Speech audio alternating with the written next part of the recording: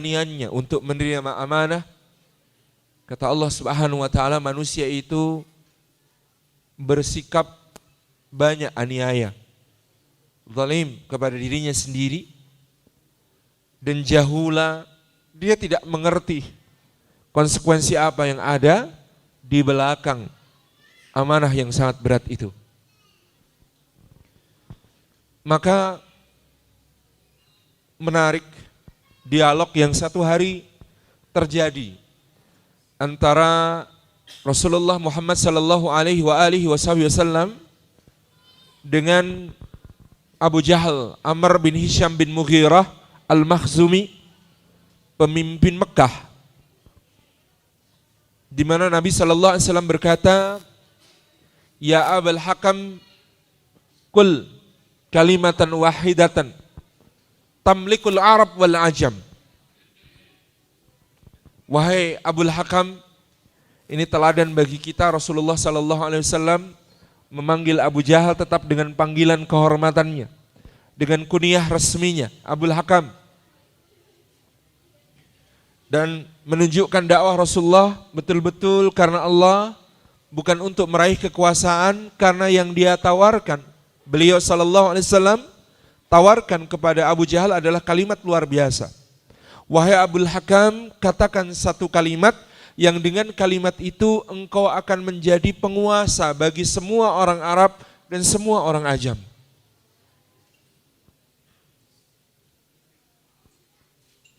Abu Jahal tertarik sekali. Dengan muka antusias dia berkata, "Walau asyra kalimat ya Muhammad." Kalau untuk menjadi penguasanya Arab dan Ajam, jangankan 1, 10 pun saya siap, wahai Muhammad.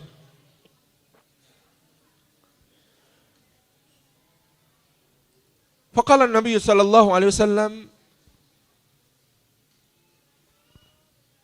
"Qul la ilaha illallah Muhammadur Rasulullah tamlikul Arab wal Ajam."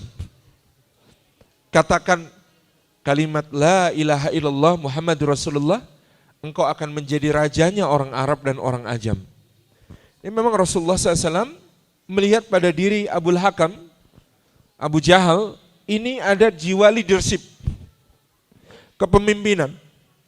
Dan beliau tawarkan, kalau kamu mau jadi pemimpin jangan tanggung-tanggung. Jadilah pemimpin untuk seluruh orang Arab, seluruh orang Ajam.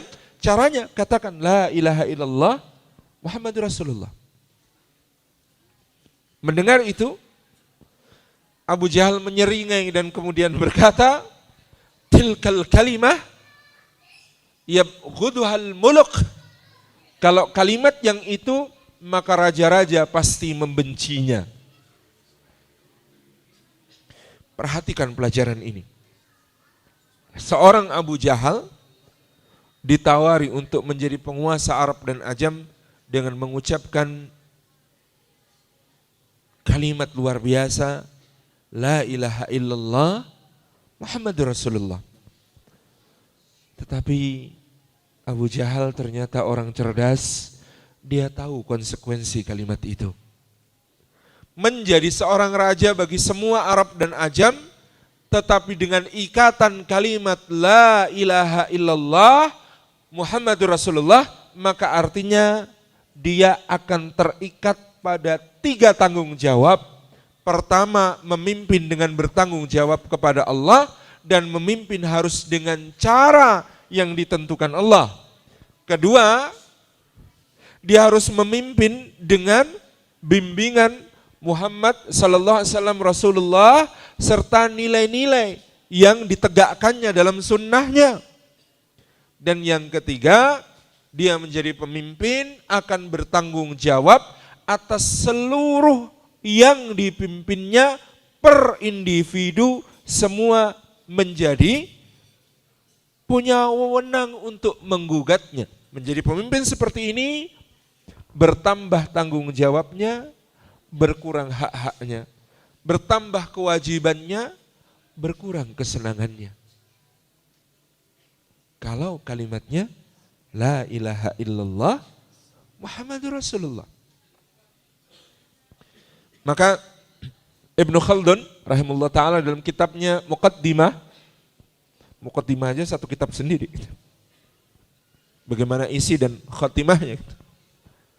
Dalam Muqaddimahnya mengatakan tidak mungkin berhimpun dalam satu hati, satu qalb, satu jantung manusia pemahaman yang benar tentang tauhid dan ambisi untuk berkuasa.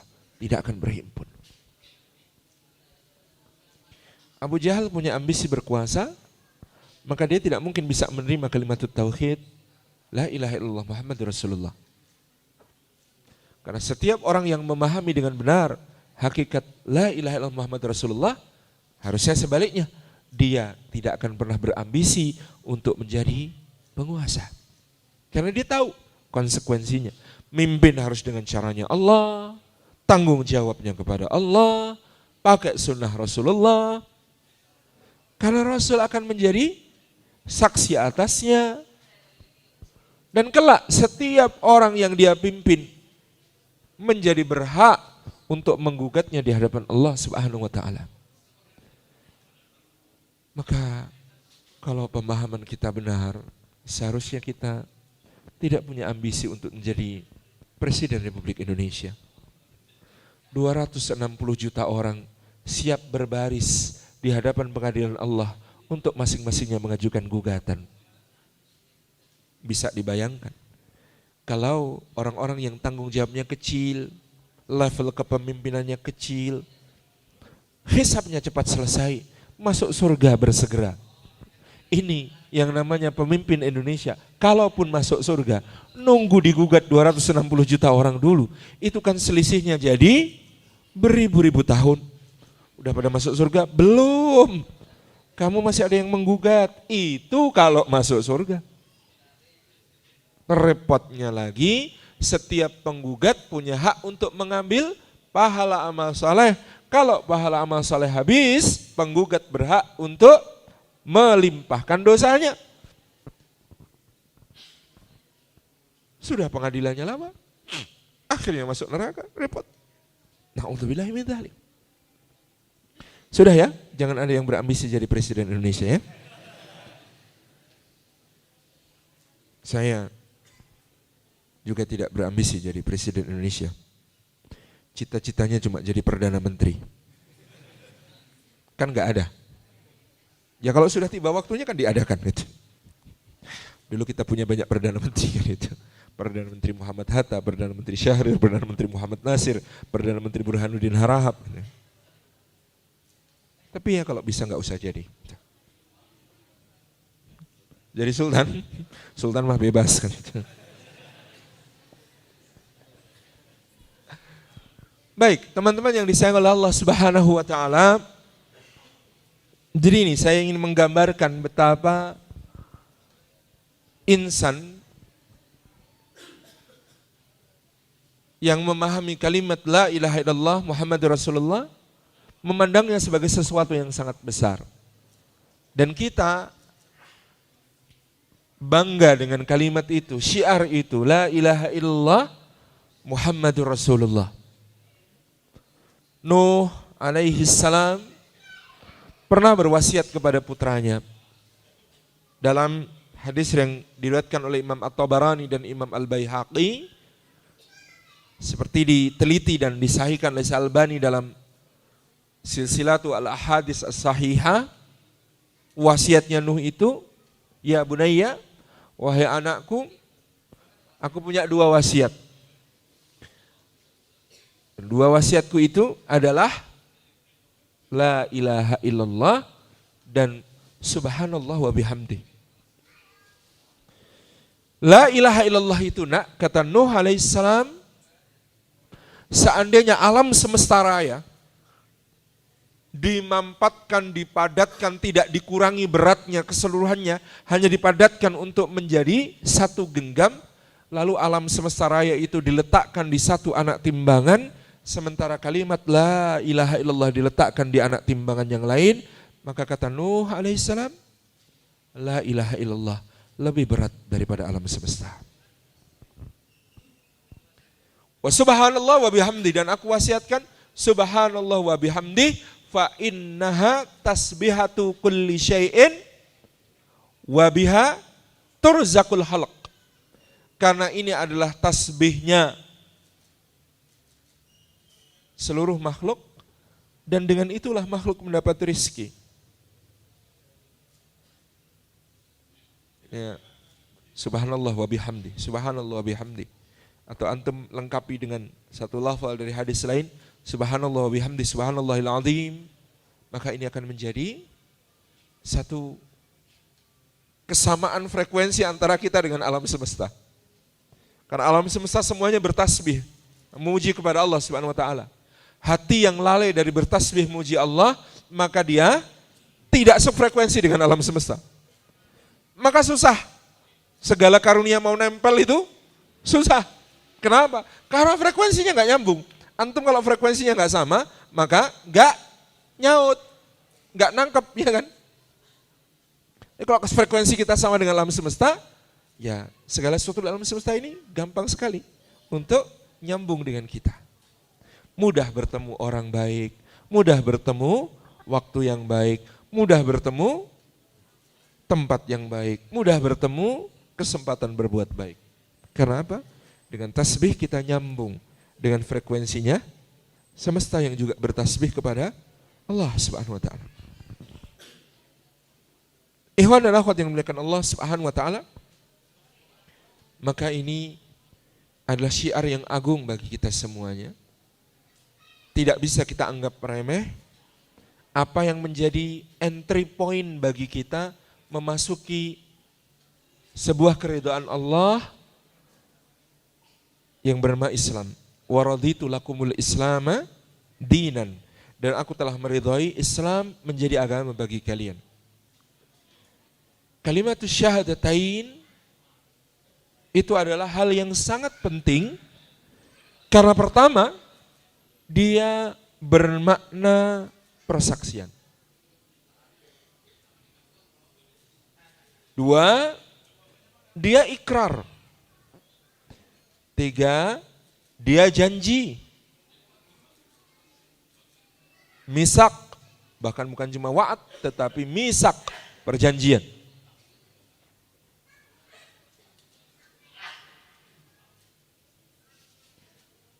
Dan yang berikutnya, dia yang menentukan kita masuk ke dalam sebuah perlombaan yang Allah menjadi juri sekaligus panitianya. Yang pertama persaksian, agar kita juga sefrekuensi dengan persaksiannya Allah, para malaikat, gitu ya. Segala yang di langit dan di bumi. Yang persaksian itu qa'imam bil qisti, tegak dengan keadilan. Bahwa Allah tiada ilah, tiada sesembahan yang berhak untuk diibadahi selain Dia. Kita bersaksi Allah adalah Rabb, maka Dia adalah ilah. Dia satu-satunya Rabb, maka Dia satu-satunya ilah. Inilah makna dari Siratul Mustaqim yang disebutkan oleh Sayyidina Isa alaihissalam baik di surah Ali Imran maupun di surah Maryam. Apa kalimatnya? Wa annallaha rabbi wa rabbukum fa'buduh hadza siratum mustaqim. Bahwasanya Allah adalah Rabbku dan Rabb kalian, maka sembah Dia semata-mata. Inilah jalan lurus itu. Jalan lurus itu pemahaman bahwa Allah itu Rabb. Rabb adalah salah satu kata bahasa Arab yang kita tidak menemukan padanannya dalam bahasa Indonesia. Karena Rabb itu maknanya Khaliq, Malik, Mudabbir, Razzaq. Yang namanya Rabb itu maknanya Khaliq, pencipta, Malik, penguasa, Razzaq, pemberi rizki, Mudabbir, pengatur segala urusan, Dan karena itu dia satu-satunya ilah. Karena kalau Rabb tidak dijadikan ilah, maka namanya inna syirka la dzulmun adzim. Sesungguhnya kesyirikan itu kezaliman yang besar. Jadi dia syahadah, persaksian. Yang kedua, ikhwati fillah rahimakumullah,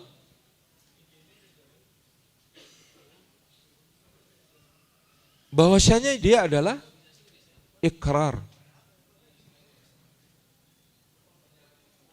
Kata ikrar memiliki makna yang lebih kuat dari sekedar persaksian. Karena kalau kita mengikrarkan sesuatu, artinya kita bukan cuma bersaksi, tetapi siap dengan segala konsekuensi dari persaksian itu. Diikrarkan berarti dikokohkan di dalam hati kita. Ditanamkan kuat-kuat dengan keyakinan sepenuh-penuhnya.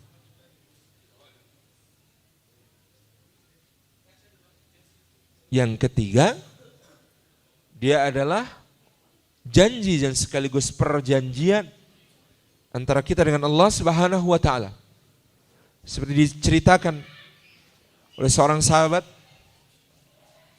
yang mendengar Nabi sallallahu alaihi wasallam bersabda, jagalah haknya Allah atas hambanya, maka Allah akan menjaga hak hamba atasnya. Apakah itu haknya Allah atas hamba? Dan apakah itu haknya hamba atas Allah? Haknya Allah atas hamba adalah untuk diibadahi tanpa dipersekutukan dengan apapun jua. Haknya hamba atas Allah adalah untuk dipenuhi rizkinya, ditolong ketika meminta tolong, diampuni ketika memohon ampunan, dirahmati ketika memohon rahmatnya, dan diijabah doa-doanya.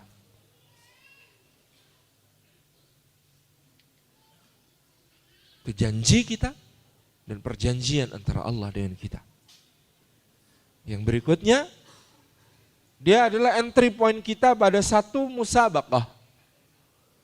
Karena Allah Subhanahu wa taala mengatakan, alladzi khalaqal mauta wal hayata liyabluwakum ayyukum ahsanu amala wa huwal azizul ghafur. Dialah Allah yang menciptakan kematian dan kehidupan.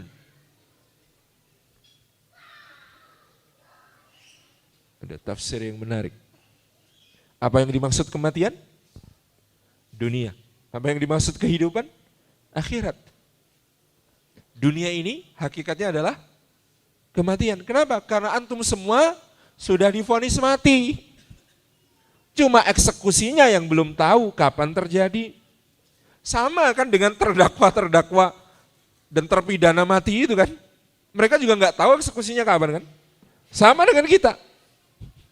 Cuma aja mereka tinggal di penjara, kita di penjara juga, namanya dunia. Kan dunia ini penjaranya orang mukmin. Surganya orang kafir gitu kan. Meskipun makna ini penting untuk difahamkan. Sehari Al-Imam Ibnu Hajar Al-Asqalani itu di Mesir itu, dinasnya sebagai qadhi itu pakai kereta kencana, bagus banget.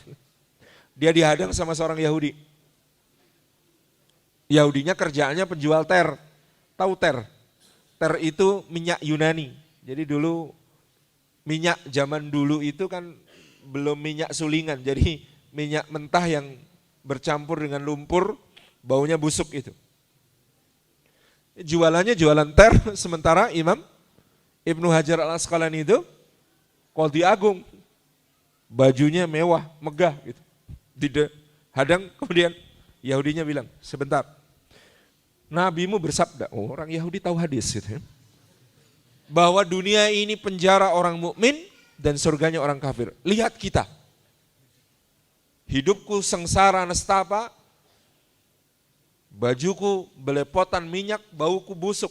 Sementara engkau bermewah-mewah megah. Maka dunia ini penjara bagiku dan surga bagimu. Berarti aku yang mukmin, kamu yang kafir. Kata si Yahudi kepada Imam Ibnu Hajar al-Asqalani. Imam Ibnu Hajar tersenyum, kemudian dia berkata, saudaraku, aku bertanya.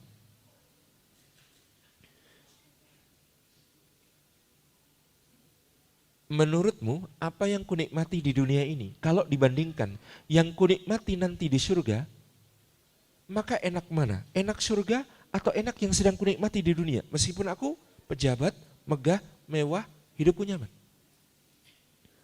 Enak mana? Enak yang di surga atau enak ini? Kata Yahudi itu, ya enak nanti di surga. Betul, maka dunia ini penjara bagiku. Karena nanti di surga aku lebih bebas dari sekarang. Aku lebih enak dari sekarang. Maka ini penjara, saudaraku. Terus aku bertanya kepadamu, kalau engkau nanti masuk neraka, maka yang akan engkau alami di neraka lebih ngeri mana dibanding yang kau alami sekarang? Yang ngeri nanti kalau masuk neraka, maka dunia ini surga bagimu. Meskipun kamu susah, menderita, badanmu bau busuk kayak begini, tapi ini jauh lebih enak daripada kalau engkau masuk neraka. Jadi kamu sedang di surga, aku sedang di penjara. Ngerti? Garuk-garuk gitu ya. Tapi memang ya, bulian ulama sama bulian kita beda. Kalau orang Yahudi kita yang membuli, tambah menjauh dari kebenaran. Tapi kalau ulama membuli, bulinya itu pakai doa. Sehingga akhirnya apa? Si Yahudi ini mendekat kepada Ibnu Hajar. Aku mau masuk Islam. Oleh Imam Ibnu Hajar dipeluk langsung tanpa peduli bajunya kotor. Apa? Peluk saudaraku, ucapkan kalimat syahadat. Asyhadu an la ilaha illallah wa asyhadu anna Muhammadar Rasulullah. Lalu Yahudi ini menjadi murid kesayangannya Ibnu Hajar al-Asqalani. Ya antum harus belajar ya. Bully aja jadi hidayah. Lah iya di neraka ini tuh kan bully. Tapi jadi hidayah. Beda memang ulama gitu ya. Bulinya pun pakai doa. Tabarak rahmat. Jadi pemahamannya penting ya ini. Kita sedang di penjara dan sudah divonis mati. Clear? Clear. Maka tafsirnya alladzi khalaqal mauta wal hayata. Kenapa mauta dulu? Karena dunia dulu baru akhirat kan? Maka mauta itu artinya dunia, hayata itu artinya akhirat. Maka kalau sadar tentang ini, hakikat sejati kehidupan kita adalah kehidupan akhirat. Tapi mukmin itu di dunia statusnya apa? Mampir. Tapi mukmin itu sebaik-baiknya orang mampir. Mampir itu baik orangnya, meninggalkan pun kebaikan. Kita musafir di dunia. Makanya jadilah di dunia kata Nabi SAW seperti orang asing atau abiri sabil. Ghariban au abiri sabil. Menjadi seperti orang asing atau penyeberang jalan. Orang asing itu apa sifatnya? Ya orang asing itu waspada, hati-hati gitu ya. Gak sembarangan, gak cari masalah gitu. Itu orang asing. Kalau orang daerah situ, cari masalah juga dia tahu dia punya backing. Karena bukan musafir. Kalau di Jawa Timur, kalau bikin masalah tapi orang situ apa istilahnya? Cah kene kok. Anak sini kok. Aman. Kalau orang asing, hati-hati. Jangan cari masalah.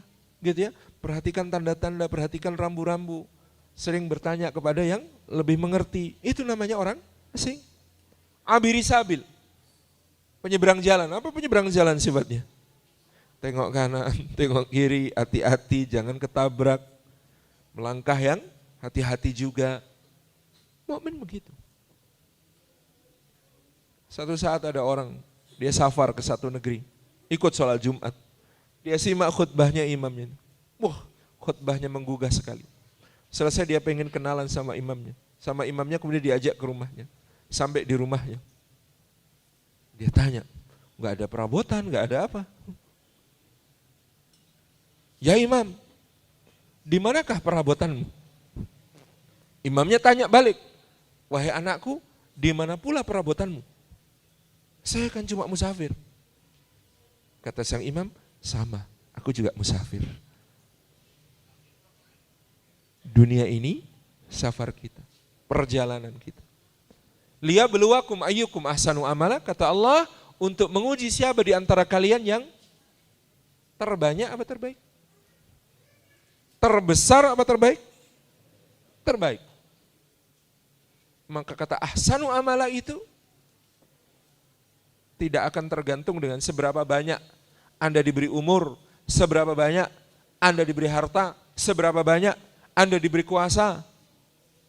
Enggak.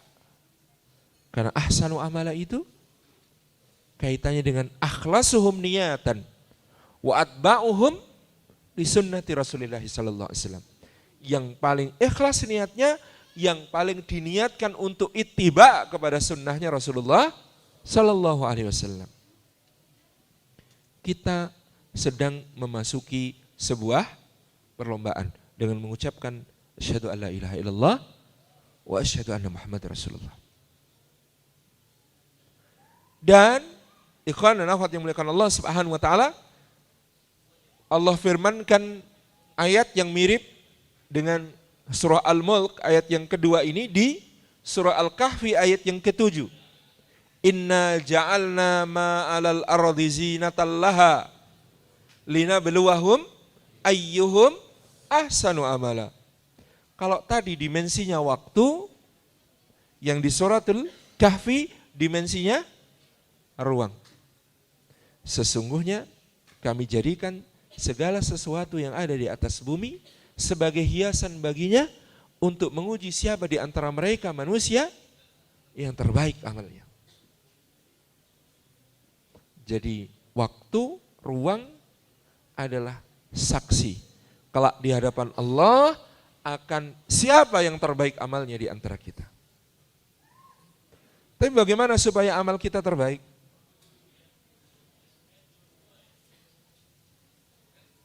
Tadi paling ikhlas niatnya, paling mengikuti sunnah, dan bagaimana kita menjadi lebih baik lagi. Jadilah Anda lebih baik daripada diri Anda hari ini. Jangan ngukur pakai orang lain. Aku besok pokoknya harus lebih baik daripada Salim Afilah. Enggak usah. Susah. Karena ukurannya jadi relatif sekali dalam soal apanya. Itu kan? Tapi kalau aku besok harus lebih baik daripada aku hari ini, keren. Gitu kan? Pembandingnya jangan orang lain. Setiap orang diberikan potensi-potensi yang berbeda oleh Allah Subhanahu wa taala. Maka targetnya besok itu aku lebih baik daripada diriku hari ini. Dan karena ini perlombaan, lomba itu harus registrasi. Kalau ada lomba lari keliling Jalan Saninten, misalnya, panitia sudah membuka pendaftaran, yang daftar dapat kaos, nomor dada, nomor punggung, lalu semua berbaris rapi di garis start, ditiup peluit, mulai lari. Saya enggak daftar, tiba-tiba sudah datang di situ dari Jogja, belum daftar, langsung ikut lari. Qadarullah misalnya larinya paling cepat, sampai finish paling duluan. Kalau Anda jadi panitia, saya dikasih hadiah enggak? Kenapa? Diskualifikasi ya, enggak daftar. Di dunia ini kita ketemu ada orang-orang yang hebat sekali dalam berlomba, sayangnya tidak mendaftar. Saya itu pernah mata bercucuran itu nonton videografi tentang Agnes Gonza Bojaksiu, kenal nggak? Itu nama kecilnya, nama ketika dewasa adalah Bunda Teresa.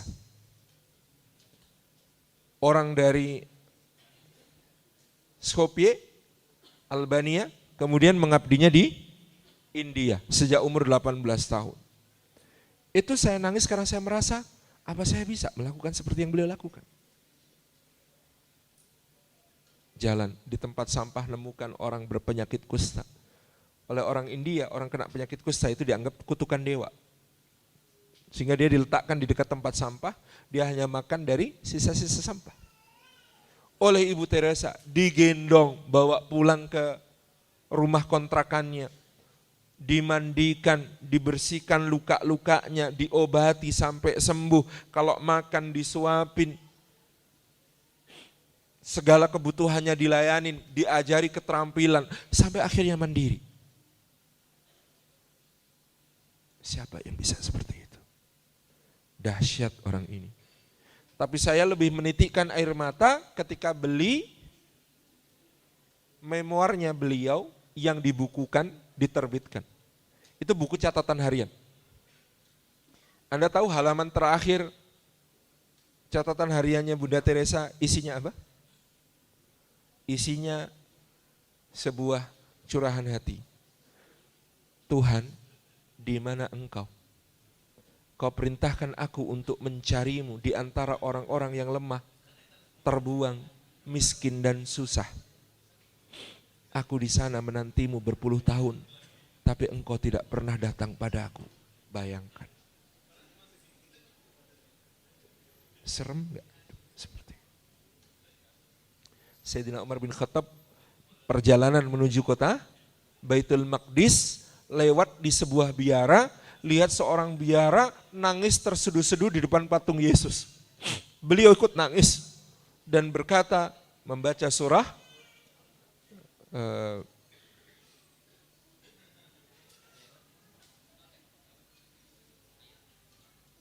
habis marabi ala itu apa?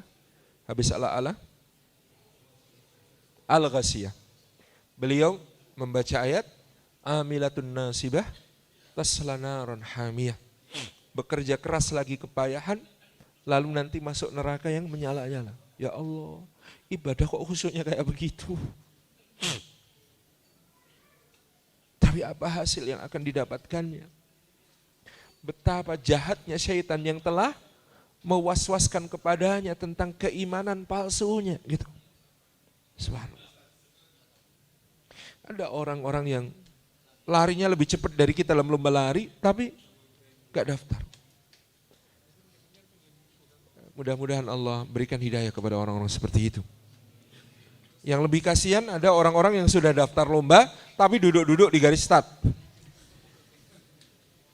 Loh Pak, kok gak ikut lari Pak? Oh ini lomba larinya keliling Mas, startnya di sini, finishnya juga di sini. Daripada ikut muter, mendingan tunggu di sini. Merasa cukup, oh saya sudah syahadat. Lu enggak sholat Pak? Ya nanti. Berat ya sholat itu.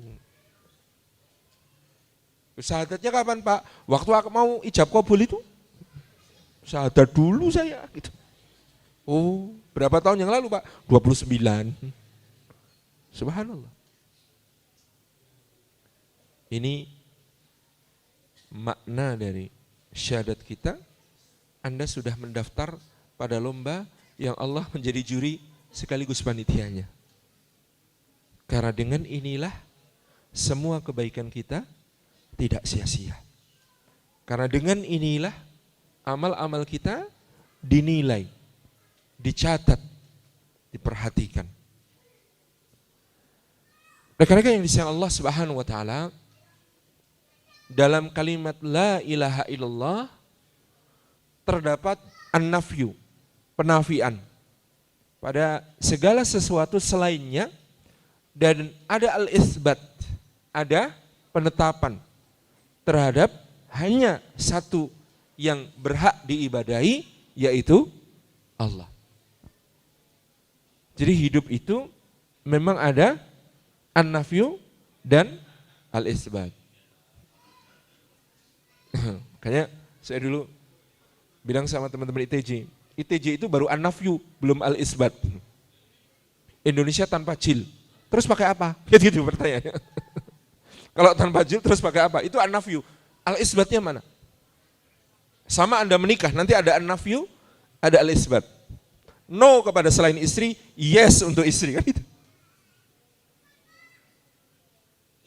Ada yang dinafikan, ada yang ditetapkan. Itulah kalimat la ilaha illallah. Dalam kalimat wa asyhadu anna Muhammadan Rasulullah atau wa asyhadu anna Muhammadan abduhu wa rasuluhu, kita di situ memahami bahwa untuk mengabdi kepada Allah dengan cara terbaik, maka manusia yang paling layak dijadikan model adalah Muhammad sallallahu alaihi wasallam.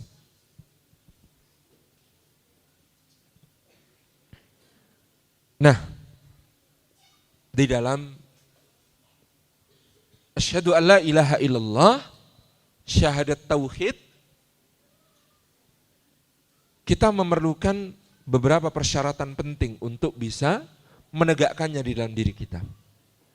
Yang pertama, ilmu. Maka dalam Al-Quranul Karim tidak cukup fa'aiqin annahu la ilaha illallah, maka yakin saja bahwa tiada ilah selain Allah. Yakin aja, yakin. Gitu ya. Kata orang Jawa kan, sing penting yakin. Nah, gitu.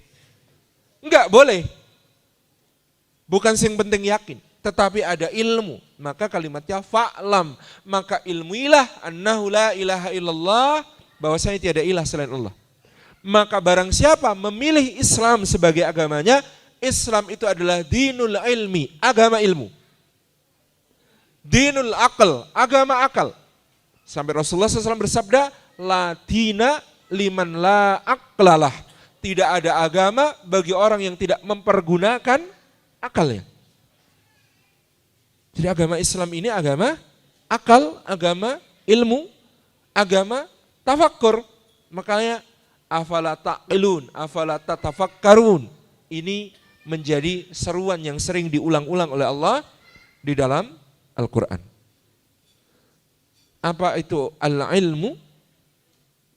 Al-ilmu itu di dalam kita bertauhid, kita harus berdasarkan ilmu.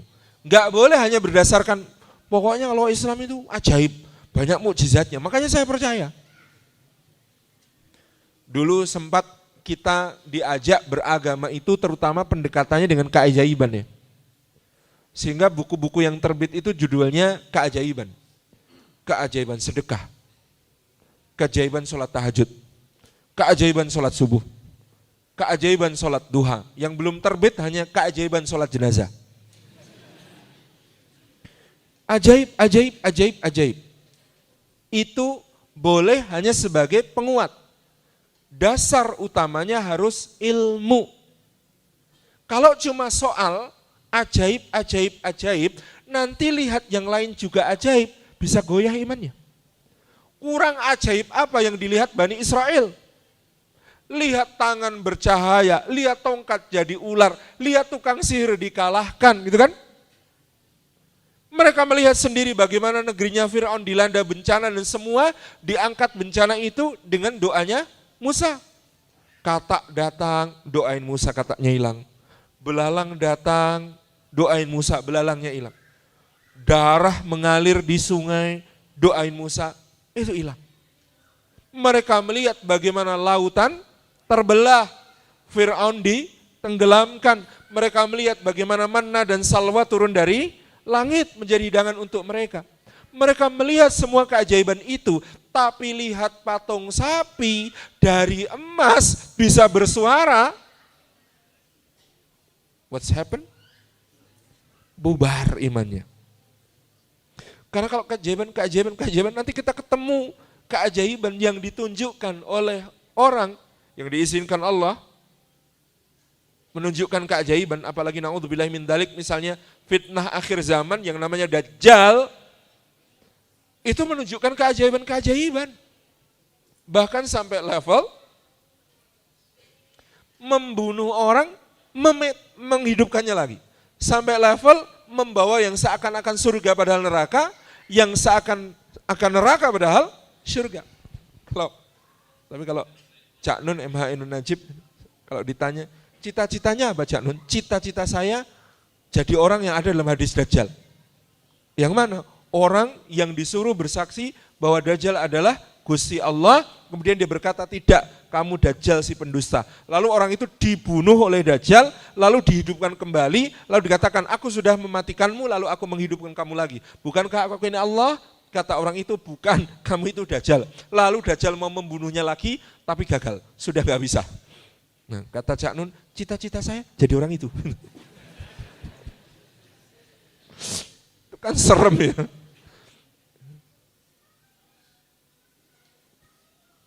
Tabaraka rahman. Ini penting. Jadi makanya berdasarkan ilmu. Al-ilmu yunafil jahl.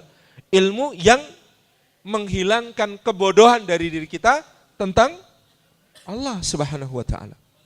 Tentang keesaan Allah Subhanahu wa taala.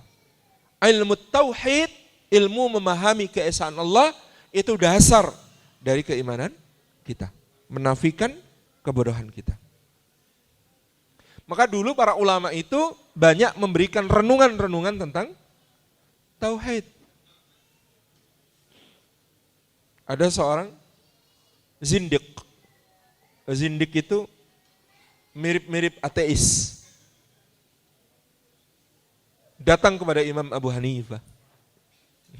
Tunjukkan bukti wahai Abu Hanifah bahwa ada Tuhan. Mana? Aku tidak melihat. Aku tidak mendengar suaranya. Abu Hanifah berkata, sebentar, aku sedang merenungkan hal yang lain. Apa yang kau renungkan? Kata Imam Abu Hanifah, aku itu baru dapat cerita bahwa ada sebuah kapal berlayar di tengah badai yang sangat dahsyat, gelombang begitu tinggi mengaduk-aduk lautan, dan kapal itu tanpa nakoda, tetapi luar biasanya kapal itu sampai ke pelabuhan tujuan tanpa kurang suatu apa. Kata orang zindik, orang ateis ini, mana mungkin kapal tanpa nakoda kok selamat dari badai dan sampai ke tujuan dengan selamat gak belok arah? Mana mungkin? Kamu heran dengan cerita itu?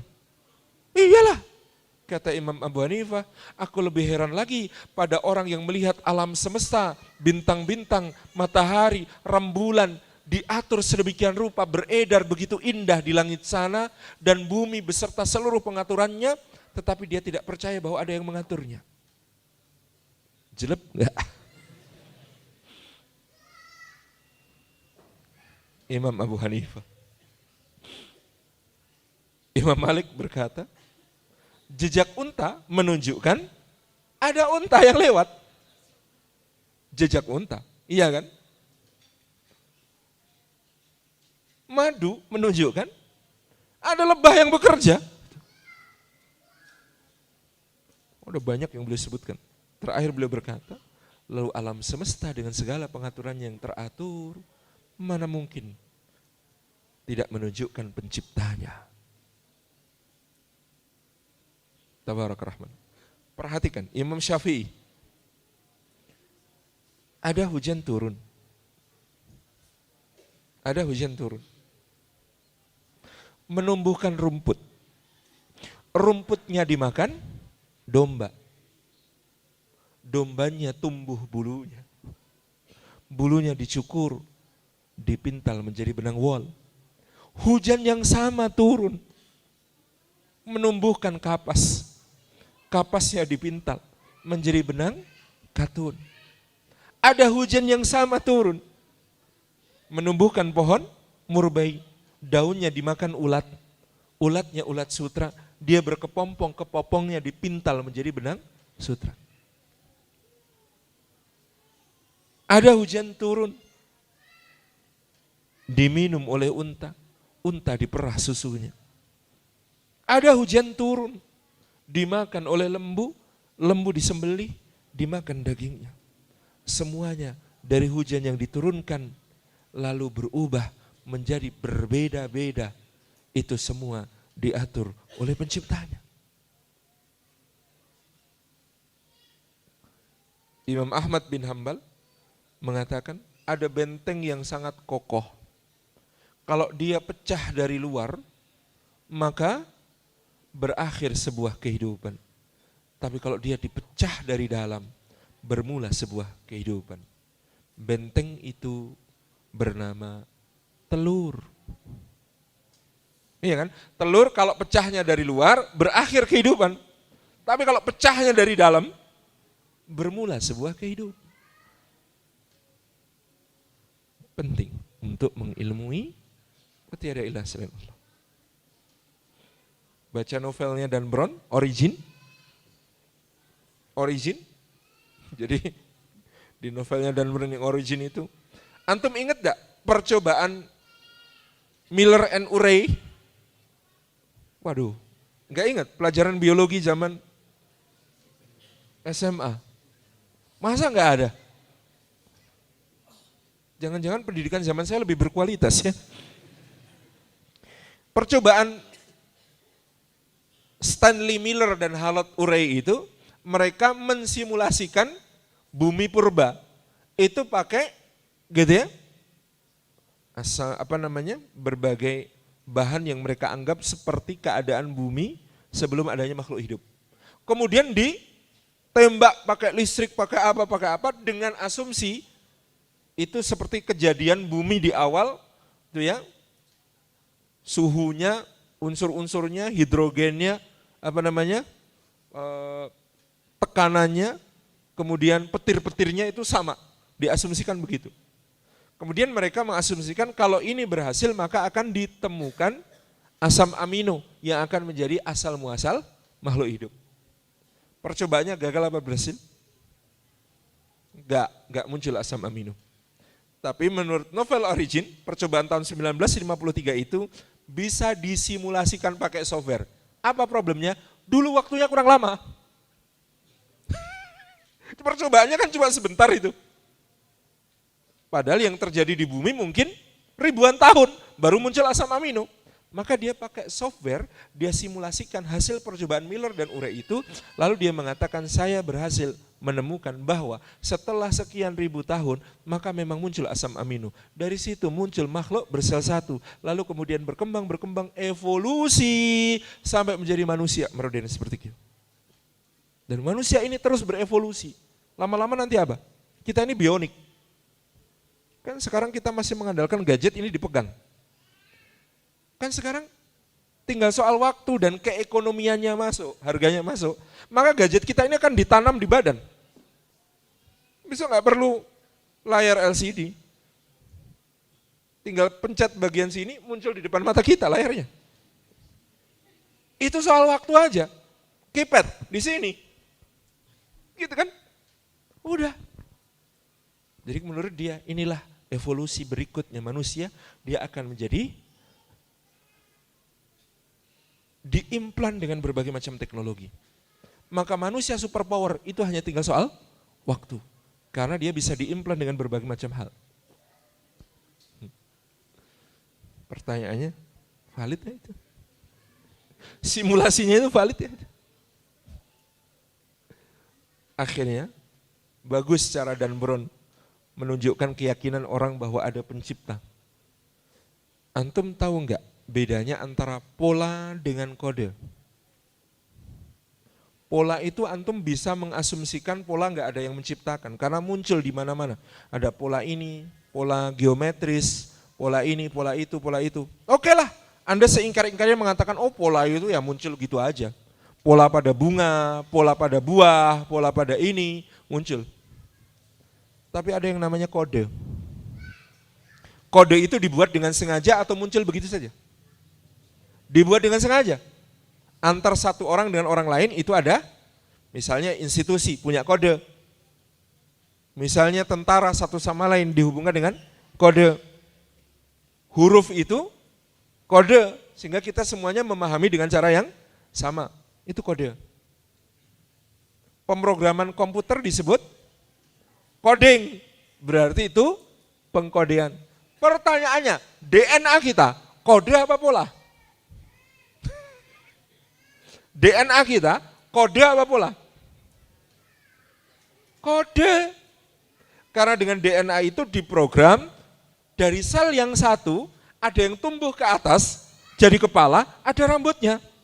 Ada yang tumbuh ke bawah jadi kaki, ada jarinya. Ada yang tumbuh ke samping jadi tangan, ada kukunya gitu. Ada yang tumbuh di tengah jadi jantung, jadi paru-paru, padahal asalnya satu. Itu kode, bukan pola. Kalau kode, siapa yang mengkode? Siapa yang coding? Sehingga kemudian DNA kita ini menjadi kode yang ditaati seluruh tubuh kita. Membawa pesan-pesan antar generasi turun-temurun, dia punya sifat-sifat yang serupa karena komposisi yang serupa. Keren ya? Kode. Jadi kalau jawab orang-orang modern yang ateis, kamu percaya enggak kalau kode itu ada yang bikin? Iyalah, namanya juga kode. Kode-kodean gitu. Beda lagi. Kayak ini ilmu. Kita kalau jawab itu ala ilmin. Agama kita ini basicnya ilmu, ilmiah kok. Misalnya ketika Quran itu ditentang oleh orang Quraisy dengan mengatakan kalau kita nanti sudah jadi tulang belulang, bagaimana mungkin kita akan dibangkitkan kembali untuk mempertanggungjawabkan perbuatan kita? Apa jawaban Quran? Simpel, lu kamu dulu tuh enggak ada, sekarang ada. Lu kalau besok ada sisanya berupa tulang, gampang dong dibikin lagi. Wong dari tidak ada aja bisa jadi ada, kalau ada sisanya lebih gampang dibikin lagi. Clear? Agama kita ini ilmu. Bukan sekedar yang ajaib-ajaib. Kayak ada seorang wanita menghadap Nabi SAW. Ya Rasulullah, saya ini sakit. Sakitnya apa? Saya mungkin kayak epilepsi ya. Itu suka kejang-kejang, mendadak, dan di muka umum. Sampai terbuka aurat saya ya Rasulullah. Malu ya Rasulullah. Doakan toh ya Rasulullah biar saya sembuh. Perhatikan jawaban Nabi SAW. Aku bisa mendoakan kepada Allah agar engkau sembuh, tapi engkau bisa memilih bersabar, maka bagimu surga. Mana yang kau pilih? Sembuh, didoakan sembuh, tapi nggak ada jaminan surga. Atau milih sabar, maka bagimu surga. Wanita itu cerdas. Dia bilang apa? Ya Rasulullah, saya milih agar sabar saja, biar dapat surga. Tapi, mbok ya didoakan, biar kalau pas kumat, aurat saya jangan terbuka. Inilah agama. Ilmu. Pemahaman. Itu ya. Syaratnya syahadat kita tegak, ilmu dulu. Yang kedua, baru yakin. Yakin. Tulisannya YHAQUEEN. Yakin.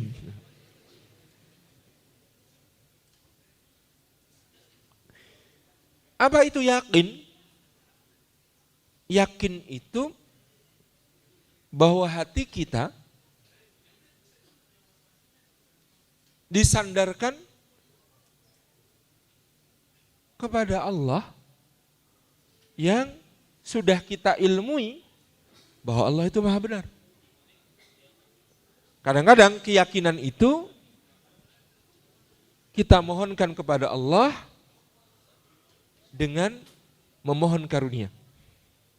Contoh,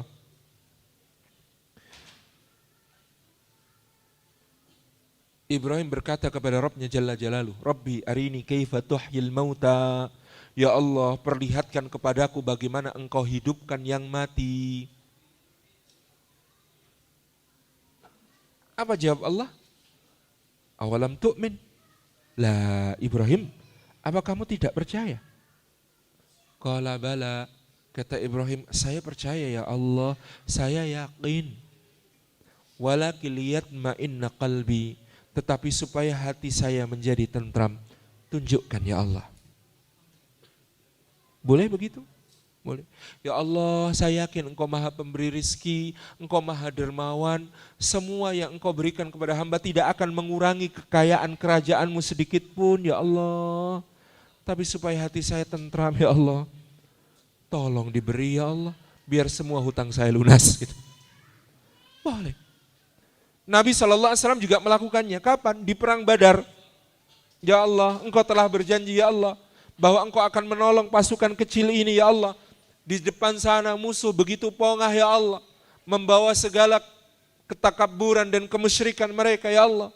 Ya Allah, apakah Engkau akan biarkan pasukan kecil kami ini binasa ya Allah? Maka Engkau tidak lagi disembah di muka bumi ya Allah. Ya Allah, apakah Engkau memang menghendaki untuk tidak lagi disembah di muka bumi ya Allah? Apakah itu ragu? Bukan, itu yakin.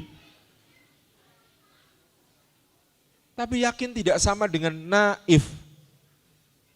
Yang naif adalah di Badar itu bukan cuma Rasulullah loh yang ngomong sama Allah. Abu Jahal juga ngomong sama Allah. Dan kalimatnya Abu Jahal antum tahu bunyinya gimana? Rabbi, in kana ma nazala ala Muhammadin sallallahu alaihi wasallam. Sallallahu alaihi wasallamnya saya, bukan Abu Jahal. Haqqun min indik fa'amtir alaina hijaratan minas sama. Ya Allah, kalau memang yang kau turunkan kepada Muhammad itu benar, hujani saja kami dengan batu dari langit. Itu bukan yakin, itu namanya naif. Beda ya. Yakin itu ada perasaan pengen dipenuhi semua keyakinannya dengan Allah berikan karunia dan bukti-bukti atas semua hal itu. Itu yakin. Tapi kalau naif, kayak itu. Lebih baik saya hancur daripada ngakuin bahwa Muhammad itu benar. Nah, itu naif. Seperti orang Yahudi, begitu mereka melihat Rasulullah SAW datang ke Madinah, mereka musyawarah. Di situ ada Huyai bin Akhtab, ada Salamah bin Abil Huqaiq, ada Abdullah bin Abil Huqaiq, kemudian ada Salam bin Mishkam, kemudian ada siapa tokoh Yahudi Madinah lainnya, itu ya. Ngumpul semua, lalu bertanya satu sama lain, apakah dia itu dia? Kata Huyai bin Akhtab, ya memang dia, siapa lagi? Semua tanda-tandanya terang benderang bagi kita seperti tertulis dalam Taurat. Lalu apa sikap kita? Kata Huyai bin Akhtab, demi Allah, kalau nabinya nabi ini yang tidak berasal dari kalangan kita ini, aku akan musuhinya sampai mati. Aku tidak akan pernah mengakuinya, walau aku harus mati. Itu namanya naif.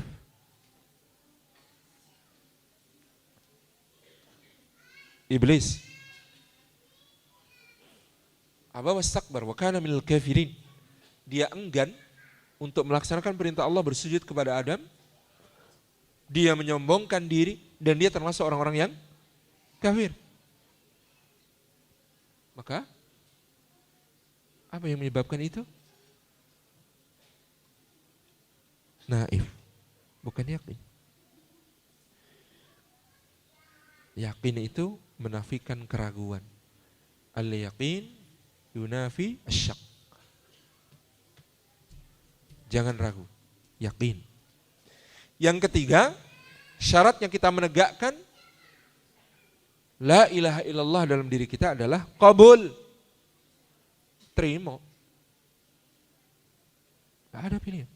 Kita menerima bahwa memang tiada sesembahan yang hak selain Allah Subhanahu wa ta'ala. Yunafi radd, menafikan penolakan. Syarat berikutnya supaya la ilaha illallah kita tegak adalah al-inqiyad. Taat, patuh, tunduk. Yunafi tark, dan menafikan pembangkangan. Kalau kita mau tegak la ilaha illallah dalam diri kita, apapun perintah Allah, tunduk. Inqiyad. Yang berikutnya, yang kelima, ikhlas. Khalisatan, artinya murni. Murni itu kayak apa? Kayak susu. Nuskikum mimbutuniha mimbaini farsin wadamin labanan khalisan sa'iqal lisyaribin. Kami memberi minum kalian dari perutnya binatang ternak itu, mimbaini farsin wadamin, di antara kotoran dan darah keluar labanan khalisan, susu yang murni. Sa'iqal lisyaribin, mudah ditelan bagi peminum-peminumnya. Menarik sekali perumpamaan Allah ya. Susu murni itu gampang sekali terkontaminasi baik oleh kotoran maupun darah. Tapi murni itu harus diikhtiarkan. Ini renungan untuk yang berkarya, nulis, ceramah gitu ya. Itu kalau kecampuran niat-niat selain karena Allah, maka kayak susu kecampuran kotoran dan darah. Kalau campurannya kelihatan, mending. Ada orang dikasih susu, kelihatan ada campurannya kotoran dan darah. Apa yang terjadi? Enggak jadi minum, jijik. Sama nulis buku, menonjol-nonjolkan dirinya sendiri, membaik-baikkan dirinya sendiri. Orang kan baca mau muntah persis dengan susu tadi kan. Itu. Bikin tulisan, ceramah. Oh kalau saya. Enggak enak didengerin, betul kan?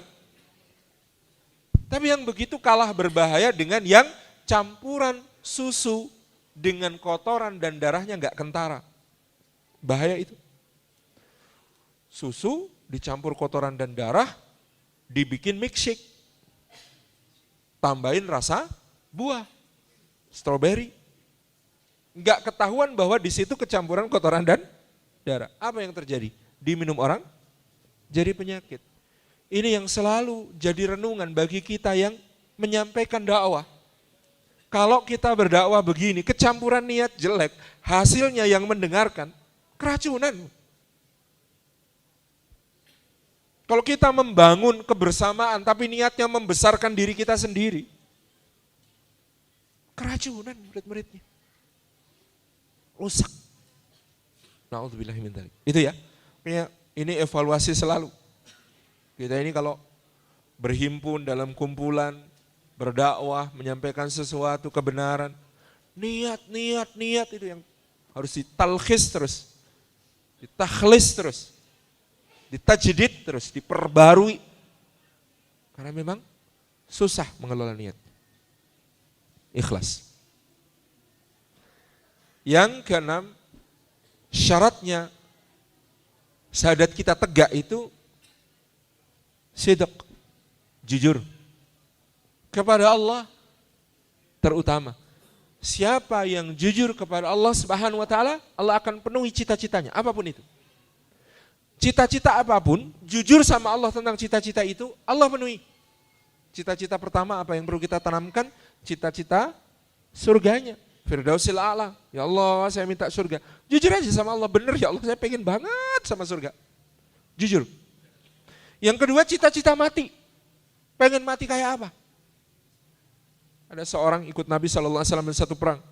Kemudian dia dapat bagian ghanimah. Lalu dia bilang, apa ini ya Rasulullah? Ini ghanimah bagian kamu. Kata orang itu, enggak, saya itu perang bersama engkau bukan untuk ini. Lah untuk apa?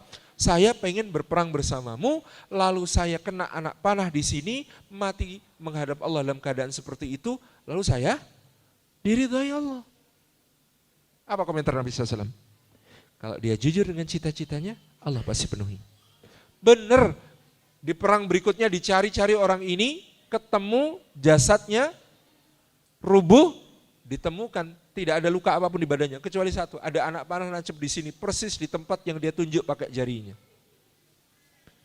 Sayyidina Umar bin Khattab itu berdoa, ya Allah, jadikan matiku sebagai syahid di tanah nabimu. Sayyidah Hafsah Ummul Mukminin protes pada ayahnya. Ayah ini gimana? Berdoa kok begitu? Loh kenapa doaku nak? Ayah berdoa pengen jadi syahid, tapi kok di Madinah? Itu kan berarti bahaya buat yang lain. Berarti pasukan musuh sampai Madinah nanti. Apa jawab Umar bin Khattab radhiyallahu anhu? Nah, Allah itu maha kuasa mengabulkan doa hambanya tanpa mengganggu orang lain. Dan apa yang terjadi pada Sayyidina Umar bin Khattab? Syahid di mihrab Masjid Nabawi bahkan kejadiannya. Tabarakallah. Di malam perang Uhud, Sayyidina Sa'ad bin Abi Waqqas dan Abdullah bin Jaz itu tukar doa. Bro, kamu berdoa aku aminkan, aku berdoa nanti tolong kamu aminkan. Oh iya, kamu dulu. Sa'ad berdoa dulu. Sa'ad waktu itu berdoa karena dia sedang miskin-miskinnya. Doanya berbunyi begini, ya Allah pertemukan aku besok dengan musuhmu yang paling kaya, lalu aku berhasil membunuhnya sehingga aku dapat ghanimah banyak. Itu doanya Sa'ad, dikabulkan sama Allah sesuai dengan aminnya Abdullah. Amin, benar, besoknya dia dapat ghanimah paling banyak di perang Uhud. Abdullah bin Jaz berdoa, apa doanya? Ya Allah, pertemukan aku dengan musuhmu yang paling kuat, paling perkasa. Aku berusaha membunuhnya tapi dia berhasil membunuhku, lalu dia memotong hidungku, memotong telingaku, membedah perutku, mengeluarkan isinya, lalu aku ya Allah menghadapmu dalam keadaan seperti itu, lalu engkau bertanya kepadaku, kenapa kau hai Abdullah? Lalu aku menjawab, ini semua demi ridhamu ya Rabb. Lalu engkau berfirman, sadaqta ya Abdullah. Hari berikutnya apa yang terjadi pada Abdullah bin Jaz? Insya Allah, persis seperti yang dikatakannya. Hidungnya dipotong, telinganya dipotong, perutnya dibedah, isinya dikeluarkan. Syahid dalam keadaan seperti itu, menghadap Allah dalam keadaan seperti itu. Cita-cita, jujur, Allah penuhi. Meskipun ada kejadian khusus. Khalid bin Al-Walid di ranjang kematiannya ngomong sama sahabatnya. Coba kamu lihat badanku. Adakah satu jengkal saja dari badanku yang gak ada lukanya? Baik oleh pedang, oleh tombak, ataupun oleh panah. Benar ya Khalid? Gak ada luka, gak ada badanmu yang gak ada lukanya. Kata Khalid, seumur hidup aku mencari kematian di medan perang. Tapi kenapa? Aku sudah merasa dekat dengan maut sementara aku berada di ranjangku, di rumahku. Kenapa Allah tidak memberikan aku syahadah di medan perang seperti cita-citaku? Ini pentingnya punya saudara yang selalu menguatkan kita. Tahu apa yang dikatakan sahabatnya Khalid bin Al-Walid radhiyallahu anhu kepada Khalid? Wahai Khalid, ketika Rasulullah sallallahu alaihi wasallam bersabda bahwa engkau adalah pedang Allah, maka itu sudah berarti engkau tidak akan pernah mati di medan perang. Kenapa? Karena kalau Rasulullah menyebutmu sebagai pedang Allah, Allah tidak akan pernah mengizinkan pedangnya patah di tangan musuhnya. Allah yang akan menyarungkan sendiri pedang itu, pedang yang terhunus itu, dengan tangannya, bukan dengan tangan musuhnya. Setelah itu Khalid tenang dan dia pun menghadap Allah dengan tenang. Kata temannya apa? Kamu ini pedang Allah. Kalau kamu sampai dibunuh musuh di perang, berarti pedang Allah patah di tangan musuhnya. Itu aib bagi Allah. Maha suci Allah dari memiliki aib kan itu. Masa pedangnya patah di tangan musuhnya? Ya enggak. Kamu ketika Rasulullah sudah bilang, kamu pedang Allah. Itu Rasulullah sudah mengatakan, kamu enggak akan mati di medan perang. Clear. Luar biasa. Sidq. Jujur kepada Allah.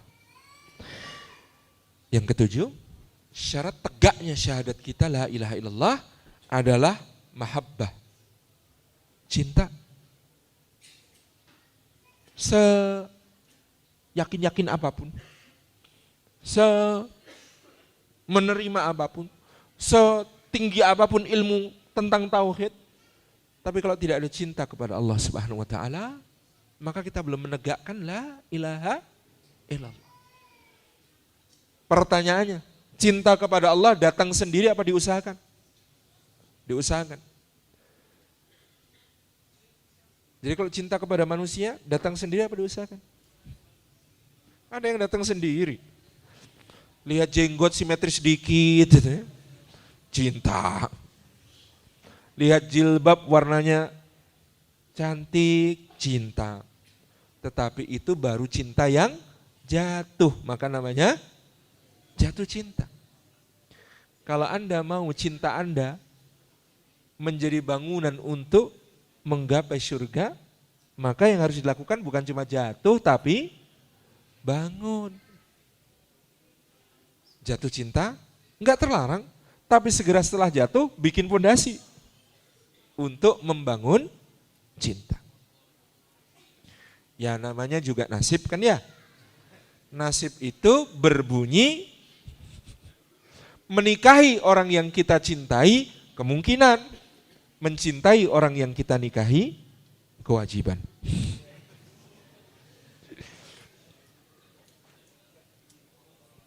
Iya kan? Itu adalah kata-kata Basa Khatib di Sang Pangeran dan Janisari terakhir. Gitu ya, mahabbah, cinta. Cinta itu bisa diupayakan. Cinta itu bisa diperjuangkan. Kayaknya ketika soal cinta itu ditanyakan kepada Hasan Al-Basri, dengan siapa aku nikahkan anak perempuanku? Kata Hasan Al-Basri, dengan lelaki yang bertakwa kepada Allah. Karena kalau dia mencintainya, dia akan memuliakan putrimu. Kalau dia tidak mencintainya sekalipun, maka dia tidak akan pernah menyakiti putrimu. Kalau tidak mencintainya, tidak menyakiti. Lama-lama cinta juga, karena dibangun cinta itu. Gitu kan? Jadi, kalau menikah, tidak harus dia D kecil, tetapi yang penting karena dia pakai D besar. Yang penting karena dia pakai D besar. Maka insya Allah bangun cinta. Enggak harus jatuh cinta, bangun cinta boleh. Di ucapan ba'da akad nikah bisa bikin kaget. Istriku, aku belum mencintaimu. Maka mulai hari ini aku akan mulai mencintaimu. Gitu.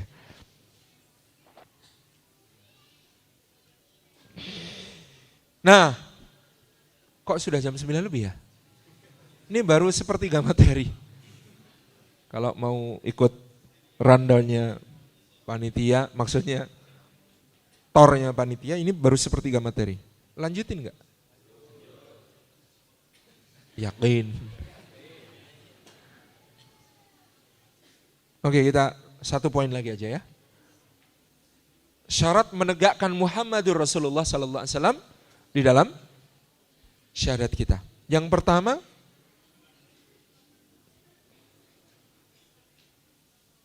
mengakui Nabi sallallahu alaihi wasallam sebagai Rasul dengan keyakinan sepenuhnya. Mengakui. Betul-betul beliau utusan Allah. Dengan segala keistimewaan, kesempurnaan yang ada padanya. Bahwa Allah tidak salah pilih dalam meletakkan risalahnya kepada seorang bernama Muhammad sallallahu alaihi wa alihi wasallam. Kita kalau umroh itu goyanan, ketemu orang Saudi yang kadang-kadang ya enggak nyenengin lah, nyebelin dengan segala tingkah rasisnya kepada kita dan macam-macam. Maka komentar kita dalam hati, ya Allah, sudah 1400 tahun berlalu, masih ada yang seperti ini. Gimana dulu yang dihadapi Rasulullah gitu. Ini sudah dihadapi Rasulullah dan sudah diberikan ajaran Islam 1400 tahun. Masih ada yang kayak begini. Dulu Rasulullah menghadapi yang kayak apa? Benar ya? Subhanallah. Sebaik-baik manusia orang Arab, namanya Muhammad SAW. Sejelek-jelek manusia orang Arab, namanya Abu Lahab, Abu Jahal itu. Sama. Maka orang Indonesia itu average gitu. Tengah-tengah gitu. Jahatnya enggak terlalu, baiknya nanggung. Jadi dulu ada cerita. Seorang syekh dari Mesir datang ke Indonesia, kemudian memberikan daurah, pengajian. Lalu ada seorang aktivis dakwah Indonesia menyampaikan kepada syekh itu, Wahai Syekh, bagaimana kami harus menghadapi tiran yang zalim di negeri kami? Syekhnya ketawa. Hah? Tiran zalim? Tiran zalim kok bikin yayasan, bikin masjid-masjid? Itu nyebut Pak Harto. Kalau tiran zalim itu kayak yang di Mesir. Itu loh, kayak yang di Mesir. Aktivis dakwah dipenjarakan semua, divonis mati semua. Nah itu baru tiran zalim. Sini nih, antum sebut tiran zalim, tapi punya yayasan amal bakti Muslim Pancasila. Bikin acara-acara, naik haji gitu ya. Macam-macam. Ya itulah Syekh, kata teman dari Indonesia. Memang beda level. Tiran zalim di Mesir keturunan Fir'aun. Tiran zalim di sini cuma keturunan Ken Arok. Levelnya Ken Arok, bukan Fir'aun itu. Ya, dulu Indonesia itu fenomena unik. Di majalah Asy-Syarqul Awsat tahun 92 itu pernah menulis fenomena aneh di Indonesia. Jadi wartawannya itu datang ke Jakarta, pergi ke Masjid Istiqlal, dia lihat ada wanita pakai rok mini gitu ya, setelan safari kerja, masuk ke Masjid Istiqlal. Dia kaget, kenapa? Wanita kayak begitu kalau di Timur Tengah itu liberal, kiri, komunis gitu-gitu. Lulu. Kata wartawannya, masuk masjid. Lulu. Pakai mukena. Lulu. Ikut sholat. Lulu. Habis sholat dilepas lagi. Terus keluar lagi. Kata dia, Indonesia ajib, katanya.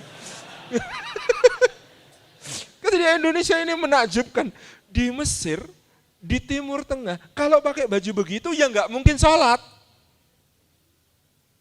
Tapi Indonesia ini Masya Allah, katanya. Lucu. Kayak gitu kok sholat.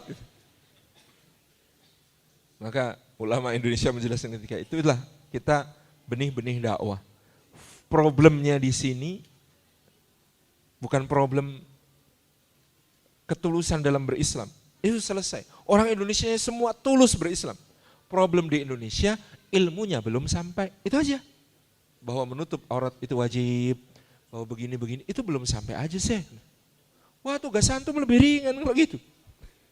Orang Arab ilmunya sampai, tapi qabulnya enggak dapat gitu. Nolak betulan gitu. Itu yang terjadi. Masya Allah, unik Indonesia ini. Makanya progres dakwah ini luar biasa harus kita syukuri. Jadi tahun 1982, bapak saya itu mengajar sebuah SEMEA, tahu SEMEA? Sekolah Menengah Ekonomi Atas, kalau sekarang SMK aja kan sebutannya. Dulu SEMEA. Di sebuah SEMEA, di sebuah kota di Jawa Tengah itu, muridnya 600 lebih. Dari 600 murid itu, kan mayoritas perempuan kalau SEMEA. Itu yang berjilbab cuma satu. Ya yang kemudian jadi ibu saya.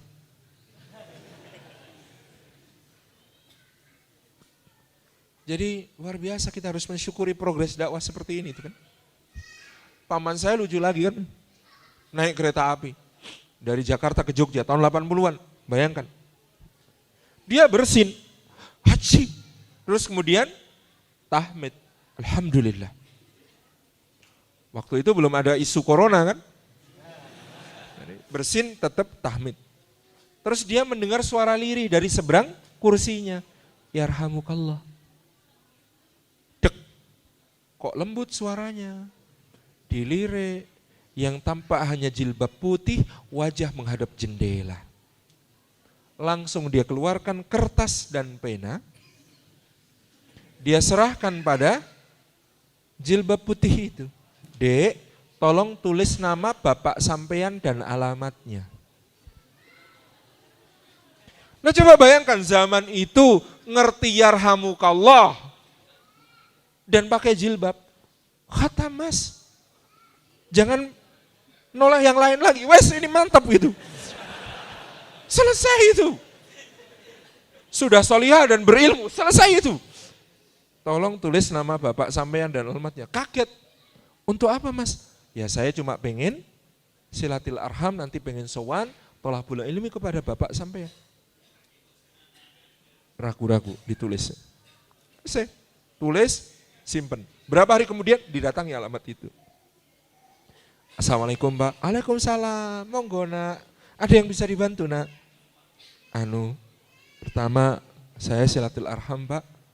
Nama saya ini. Ahmad Lazim Zaini namanya. Nama saya ini. Terus yang kedua ini sebagai binaul ukhuwah. Ukhuwah di antara sesama mukmin sama muslim. Yang ketiga niat saya thalabul ilmi, mencari ilmu, dan salah satu ilmu yang paling penting yang ingin saya pelajari dari Bapak adalah bagaimana mendidik anak-anak supaya jadi solih dan solihah. Dan dalam rangka belajar ini kalau saya bisa praktek langsung, saya lebih bersyukur lagi sehingga dengan ini saya melamar putri Bapak. Tuh, anak perempuan saya ada 5. Sampean ngelamar yang siapa? Terserah Bapak. Loh, terserah gimana? Saya sikoh kata dia, saya sikoh semua putri Bapak pasti solihah. Wah, ya enggak bisa gitu. Lah anak kenal saya dari mana? Dari salah satu putri Bapak barangkali yang kemarin tanggal ini naik kereta dari Jakarta ke sini ke Jogja gini. Oh, yang itu. Coba tak suruh keluar nyajikan minum ya. Nanti kalau mantep ya langsung keluar suguhkan minum. Dah mantep, insya Allah Pak. Sudah sini. Lu apa Pak? Lah yo ijab kabul. Secepat ini. Lo mau berapa lama? Saya belum bawa mahar Pak. Itu pecimu. Peci Pak. Lah yo apa yang ada? Dompet ada Pak. Isinya dikit. Udah keluarkan semua. Jadikan mahar. Sini akatan. Tak panggil tetangga dulu ya, bentar. Saksi. Selesai akad hari itu. Mereka dikaruniai 7 putra-putri semuanya hafal Al-Quran Karim, merintis pesantren-pesantren tahfidz di beberapa kota di Indonesia. Paman saya itu bilang, Lem, bibimu ini tak bersinin aja jadi istri. Lah kalau aku batuk, jadi apa coba?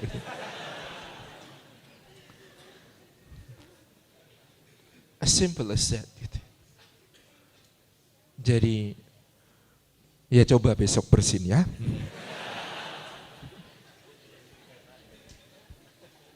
Insya Allah ditangkap petugas Satgas Corona. Karantina ya mas gitu. Oke. Yang kedua, syarat kita menegakkan syahadat Muhammadur Rasulullah adalah mengucapkan dan mengikrarkannya dengan lisan. Jadi tidak cukup hanya keyakinan hati, ikrar lisan itu ada harus konsekuensinya. Maka kalau kita mengikrarkannya dengan lisan, kita sering-sering menyebut nama ini Muhammad sallallahu alaihi wasallam. Dan sering-sering membaca salawat ketika nama itu disebut sallallahu alaihi wasallam. Dan Masya Allah salawat itu ya, fadilahnya luar biasa. Ubay bin Ka'ab radhiyallahu anhu berkata kepada Nabi sallallahu alaihi wasallam, "Ya Rasulullah, bagaimana kalau ku jadikan mayoritas waktuku kugunakan untuk berselawat kepadamu?" Kata Nabi sallallahu alaihi wasallam, "Maka engkau mendapat 2 hal. Semua cita-citamu akan diwujudkan oleh Allah dan semua dosa-dosamu akan diampuni oleh Allah Subhanahu wa taala." Yang ketiga, ittiba, dengan mengamalkan kebenaran yang telah dibawanya. Dan kebenaran yang dibawa Rasulullah SAW itu simple. Kaidah terpenting dalam agama kita ini, kata Dr. Yusuf Al-Qaradawi, adalah yuridullahu bikumul yusra wala yuridu bikumul usra. Allah menghendaki kemudahan bagimu, Dia tidak menghendaki kesulitan bagimu. Maka yang ibadah itu minimalis kaidahnya. Bunyinya al-aslu fil ibadati batlan hatta yakumud dalilu yadullu alal amr. Semua bentuk ibadah itu tidak boleh dilakukan sampai tegak dalil menunjukkan bahwa dia diperintahkan. Kalau soal ibadah, maka lakukan yang diperintahkan saja. Enggak usah repot-repot bikin bentuk ibadah sendiri. Atau nambah-nambahin yang jumlahnya sedikit. Wah Ustaz, saya itu kalau subuh rasanya syahdu ya Ustaz. Kalau cuma 2 rakaat sayang ya. Kalau subuh itu saya 8 rakaat benar gitu. Enggak boleh. Waduh, Ustaz, saya kalau puasa Ramadan itu rasanya cemen nih. Kalau sahurnya menjelang subuh terus azan maghrib kok sudah buka. Wah, saya kalau puasa itu biar agak gagah itu, makanya saya sahurnya jam 1, buka puasa setengah 12 malam. Enggak. Yang mudah, agama kita ini perintahnya mudah, ibadah simple saja, yang diperintahkan saja. Makanya dua ada sahabat mengatakan, ya Rasulullah, kalau aku bersaksi bahwa tiada ilah selain Allah, Muhammad utusannya, lalu aku tegakkan salat, aku halalkan yang halal, aku haramkan yang haram, maka apakah aku masuk surga? Rasulullah mengatakan dengan sangat mantap, bala, iya kamu masuk surga. Jadi syahadat, salat fardu, menghalalkan yang halal, mengharamkan yang haram, clear, minimalis. Meskipun di syarah hadisnya kita ketemu orang yang tanya ini ternyata ibadahnya gak minimalis. Semua sunah-sunah diamalkan. Tapi dia telah menyelamatkan kita dengan ibadah minimalis itu cukup. Gitu. Kalau ibadah minimalis. Tapi kalau selain ibadah, longgar. Al-aslu fil asya'il ibahah hatta yakumud dalilu yadulu alat tahrim. Asal di dalam segala sesuatu hukumnya boleh sampai tegak dalil menunjukkan bahwa dia diharamkan. Segala sesuatu itu halal kecuali yang diharamkan. Segala sesuatu itu boleh kecuali yang diharamkan. Makanya dulu saya sering mengatakan yang lebih tepat itu memang sertifikasi haram, bukan sertifikasi halal. Nah kalau sertifikasi halal itu pelecehan buat kita sebenarnya. Mosok tiap kemana-mana nyari halal MUI, halal MUI, halal MUI. Apa yang belum dilabeli halal MUI berarti haram? Kan enggak juga. Beli bakso tetangga sebelah, masa halal MUI-nya mana bu? Gak bisa. Harusnya sertifikasi haram. Karena semua halal kecuali yang haram. Kan mudahnya begitu. Cuma saya dibilang, ya mana mau Ustaz, ada perusahaan kok minta disertifikasi haram. Loh, ini transparansi harusnya mau. Kalau dia memang bikin barang haram, labelin haram biar enggak dikonsumsi muslim. Kalau dia niat bikin barang untuk dikonsumsi muslim, ya harus pastikan halal. Kan clear. Harusnya kan begitu. Lah kok sekarang kita ngalah terus, sertifikasi halal. Ya Allah. Ya itu nanti kalau jadi sultan aturannya begitu. Sertifikasi haram. Loh, artinya transparan kan. Kalau memang niatnya jual ke yang muslim, ya harus halal, clear. Kalau memang bikin produk haram, ya jangan coba-coba memasarkan ke konsumen muslim. Ya itu clear. Sekarang apa-apa disertifikasi halal. Kulkas sertifikasi halal. Baju sertifikasi halal. Yo bener sih. Cuman jadi lebay. Karena memang menyalahi kaidah. Kaidahnya sertifikasi haram. Itu cita-cita kalau jadi sultan. Nah ini ya. Fikih itu, ciri fikih yang benar, bahasnya rumit, hasilnya mudah diamalkan. Ciri fikih yang benar, bahasnya rumit, hasilnya mudah diamalkan. Kalau bahasnya gampang, hasilnya sulit diamalkan, pertanyakan fikihnya. Fikih itu kan rumit, bahasnya, hasilnya boleh, sama-sama boleh. Abu Hurairah melihat Rasulullah SAW turun sujud dengan tangannya. Sahabat lain melihat Rasulullah turun sujud dengan lututnya. Manakah yang benar? Oh itu nanti bahasnya rumit nanti. Akhirnya kesimpulannya dua-duanya boleh. Itu fikih yang benar. Ada hadis lain. Abu Hurairah menyampaikan, Rasulullah melarang kita untuk buang air dengan menghadap kiblat atau membelakanginya. Hadis Anas bin Malik, aku membawakan air untuk Rasulullah beristinja setelah buang air dan aku menyaksikan beliau buang air menghadap kiblat.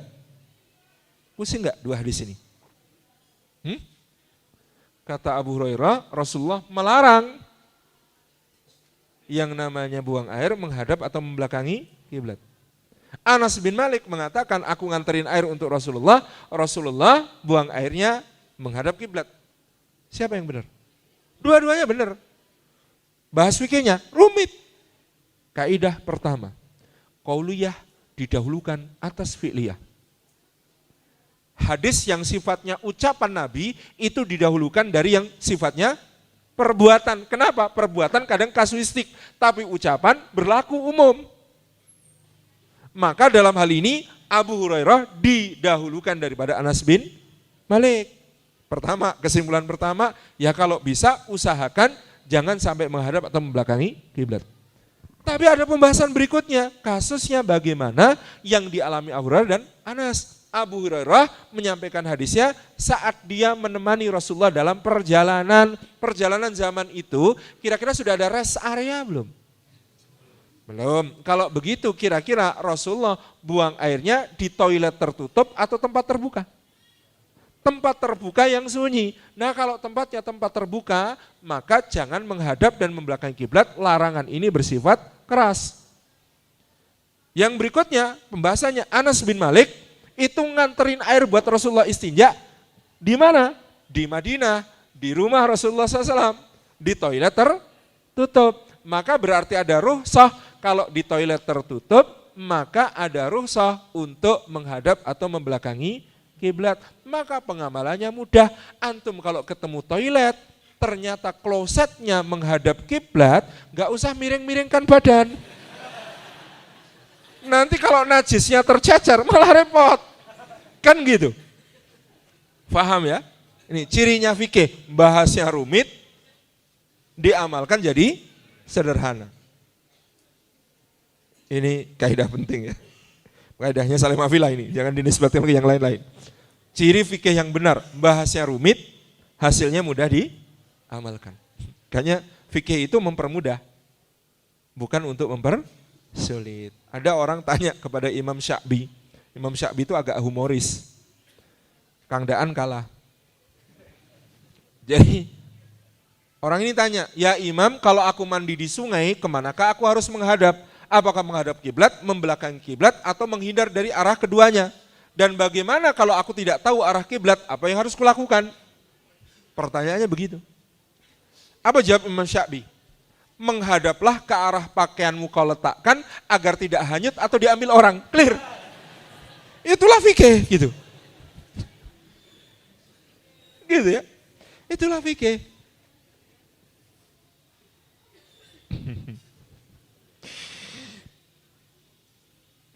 Jadi kita itu ikut sunnah. Sunnahnya itu mempermudah hidup kita. Rasulullah sunnahnya mempermudah, menyamankan hidup kita. Kayak sunnah itu kalau diamalkan nggak bikin repot, nggak bikin mubadir. Ada lalat nyemplung ke minum. Apa yang harus dilakukan? Bukan dibuang, lalatnya ditenggelamkan, gitu kan? Kemudian diambil bangkainya, dibuang, minumannya masih bisa diselamatkan. Mudah. Dan sunnah itu kadang-kadang unik gitu ya. Pasti ada hikmahnya, saya yakin. Misalnya seliliten, tahu seliliten? Ada sisa makanan terselip di antara gigi. Itu ada sunnahnya. Sunnahnya apa?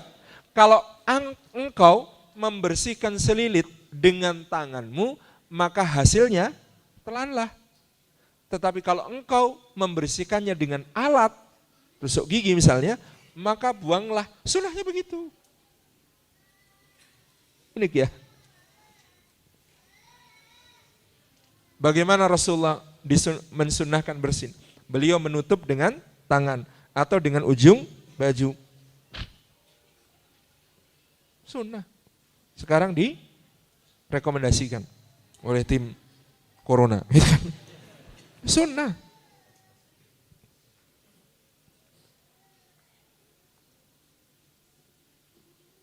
Yang keempat, syarat Muhammad Rasulullah tegak adalah membenarkan segala apa yang datang dari beliau tentang hal-hal yang gaib, baik yang sudah maupun yang akan terjadi.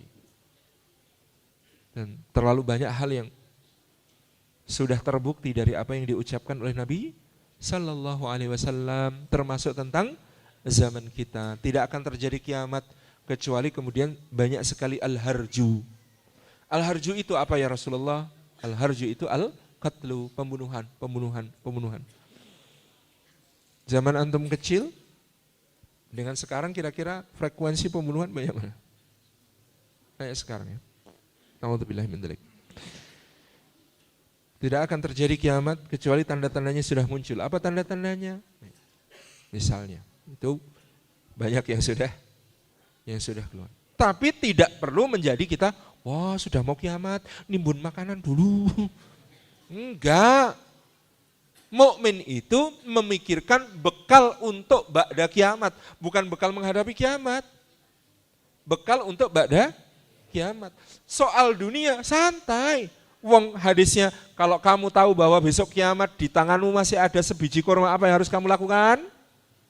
Tanam. Itu kan pekerjaan sia-sia sebenarnya. Oh besok kiamat kok. Sekarang tanam pohon kurma, biji kurma, buat apa?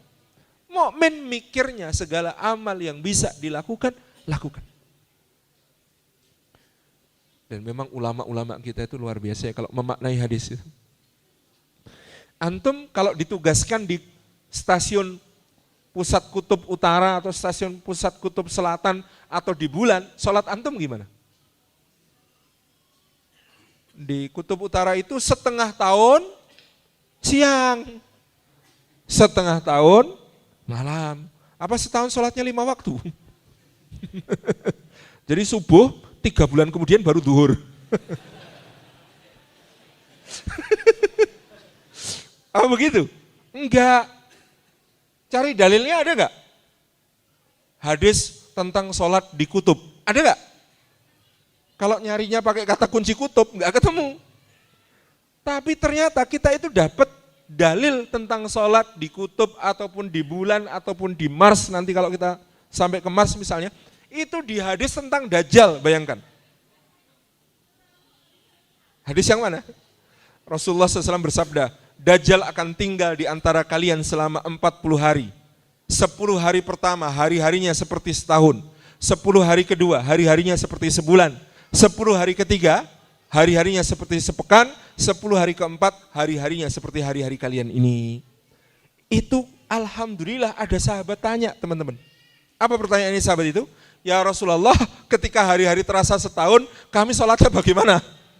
Apakah kami sholat hanya waktu sehari atau kami sholat sesuai waktu-waktu yang kami rasakan?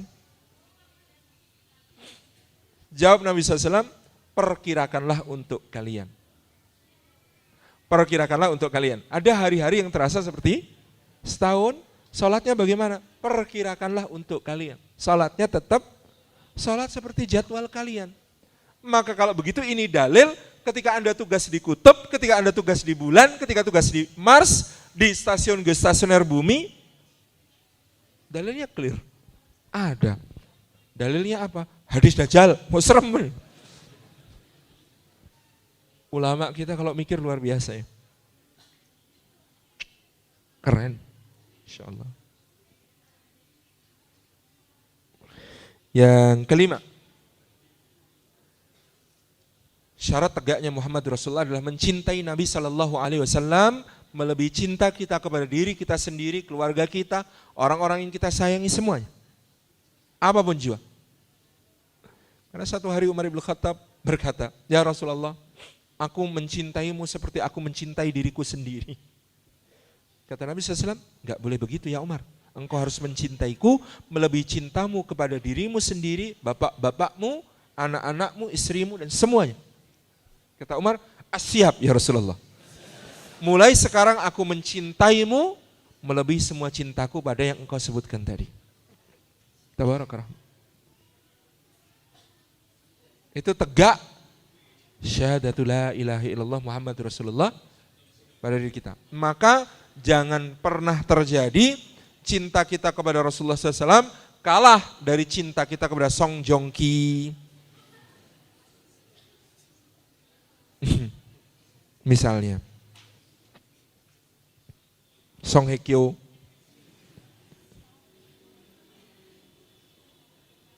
saya ya ingatnya cuma itu, gak tahu nama bintang K-pop.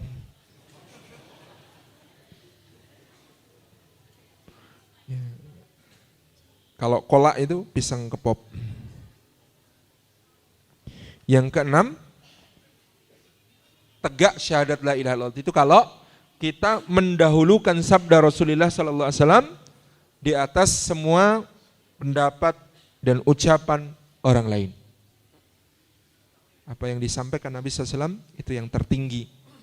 Di setiap kali kita menghadapi segala sesuatu itu kita aman kalau kita tanya, ini Allah bilang apa, Rasulullah milih apa. Kalau terjadi peristiwa seperti ini, aman hidup kita. Gitu ya, sudah malam. Saya kembalikan kepada pembawa acara.